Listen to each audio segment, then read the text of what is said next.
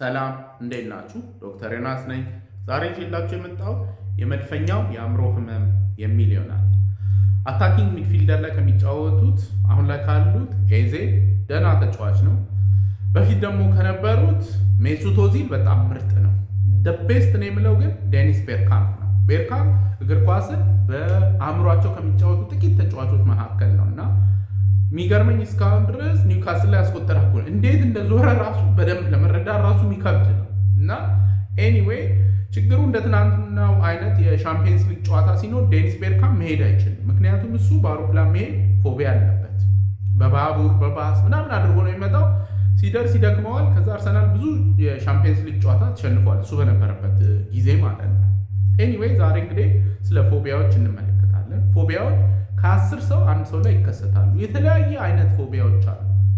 ግን እንደው ጠቅለል ባለመልኩ ስናየው የእንስሳት ፎቢያ አለ። አንዳንድ ሰዎች አይጥ በጣም ይፈራሉ። ሸረሪት ሲባል በጣም የሚደነግጡ ሰዎች አሉ።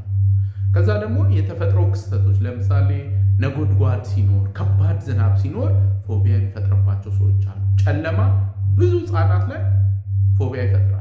እድሜያቸው ከፍ ሲል ያው እየተዋቸው ይሄዳል እንጂ ጨለማ ውስጥ መተኛት በጣም የሚያስፈራቸው ህጻናት አሉ። ከዛ ደግሞ መርፌ፣ ደም ማየት ወዘተ። ይሄ እንግዲህ ኢንጀክሽን ብለድ ኤንድ ኢንጁሪ የምንለው አይነት ፎቢያ ማለት ነው። ሕክምና ላይ ሲመጡ እነዚህ ሰዎች በጣም ይቸገራሉ። በቃ መርፌ በጣም ነው የሚፈሩት። ወይም ደግሞ ደም ሲያዩ አንዳንድ ጊዜ በቃ የደም የሚለየው ከሌሎቹ ፎቢያዎች አብዛኞቹ ፎቢያዎች ላይ ልክ ሰውነታችን ፋይት ኦር ፍላይት ሞድ ይዘጋጃል። ስለዚህ የልብ ምታችን ይፈጥናል፣ ደም ግፊታችን ከፍ ይላል። በቃ እንዘጋጃለን፣ ሰውነታችን ጥርጥር ይላል። ከደም ጋር የተያያዘው ግን የልብ ምት ቅንስ፣ የደም ግፊት ቅንስ ይልና ኮላፕስ ማድረግ።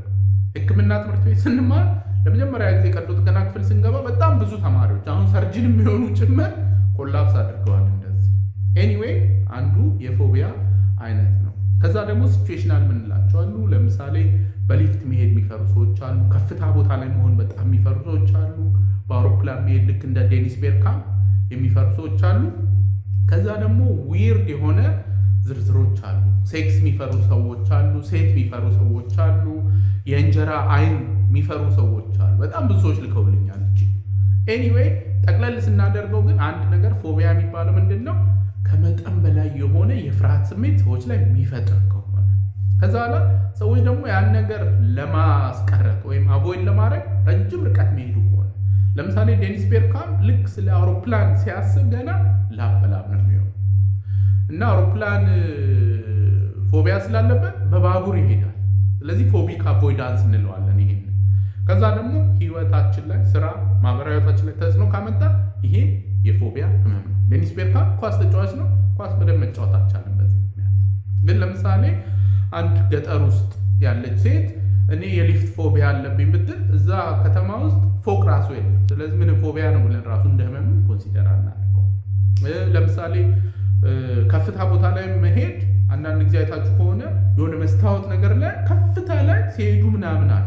እሱን ያልፈራ ሰው ነው እንደውም ኖርማል ያለው ነው። መፍራት ኖርማል እና ፍርሃቱ ግን በጣም ኤግዛጅሬትድ ሲሆን ካለው አደጋ አንጻር ኤክሰሲቭ ሲሆን ያኔ ፎቢያ እንላለን።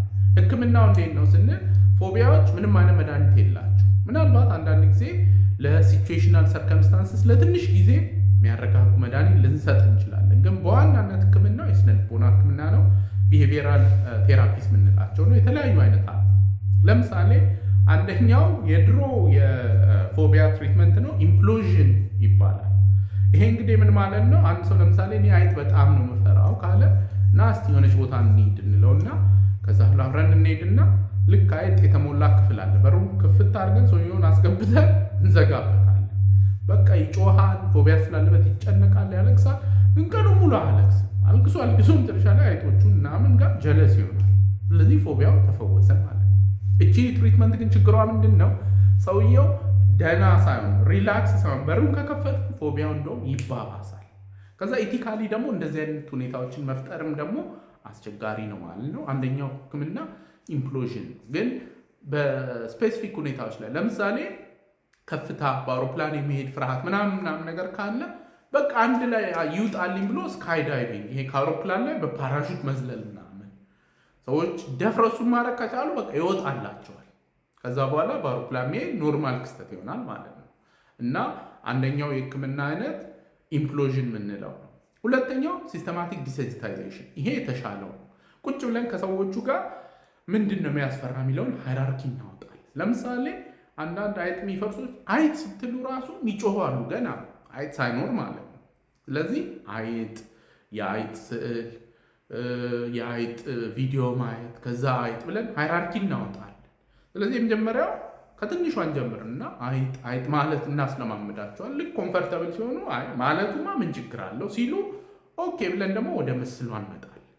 ከዛ በኋላ ምስሉን ምንም አያደርገኝም ብለው ኮምፈርተብል ሲሆኑ ወደ ቪዲዮ እንሄዳለን። ልክ ቪዲዮን ኮምፈርተብል ሲሆኑ ወደ የአሻንጉሊት አይጥ፣ ከዛ መጨረሻ ላይ እውነተኛ አይጥም ሲመጣ ደህልቢ ኦኬ። ይሄ እንግዲህ ጊዜ የሚወስድ ሲስተማቲክ ዲሴንሲታይዜሽን የምንለው ቴራፒ ነው ማለት ነው።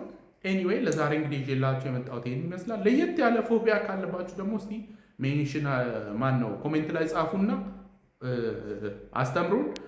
ሁልጊዜ እንደምለው ያለ አእምሮ ጤና የለም። ደህና ሁኑ።